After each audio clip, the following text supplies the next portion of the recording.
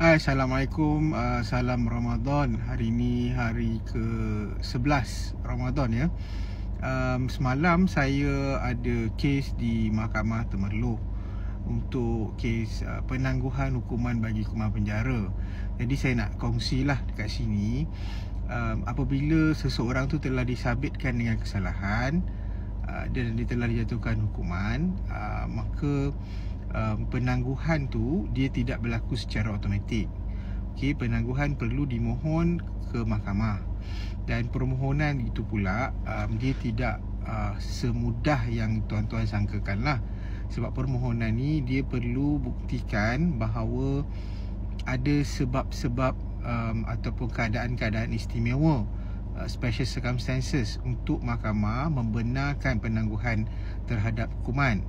Contoh dia keadaan kesihatan, ada isu-isu perundangan yang perlu dipertimbangkan oleh mahkamah yang mendengar rayuan nanti. Isu-isu perundangan yang kompleks, itu antara dia lah. Dan Alhamdulillah semalam Mahkamah Tinggi Temerloh telah membenarkan permohonan saya, dan anak guam boleh balik beraya lah. Tapi dia masih perlu hadir ke mahkamah lah untuk perbicaraan rayuan nanti. Okey, itu sahaja, semoga bermanfaat.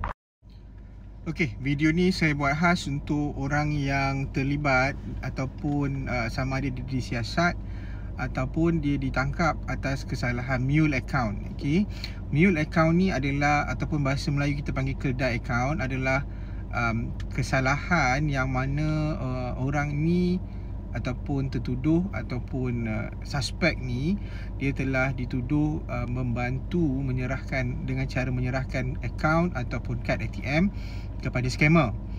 Okey, jadi siapa yang terlibat dengan mule account ni, dia boleh dituduh sama ada di bawah Seksyen 29 Akta Kesalahan Kecil ataupun di bawah Seksyen 424 Kanun Kesisaan. Kalau ikut hukuman, Seksyen 29 lebih rendah lah, yang mana Seksyen 29 ni memperuntukkan hukuman denda sehingga RM1,000 dan ada hukuman penjara lah.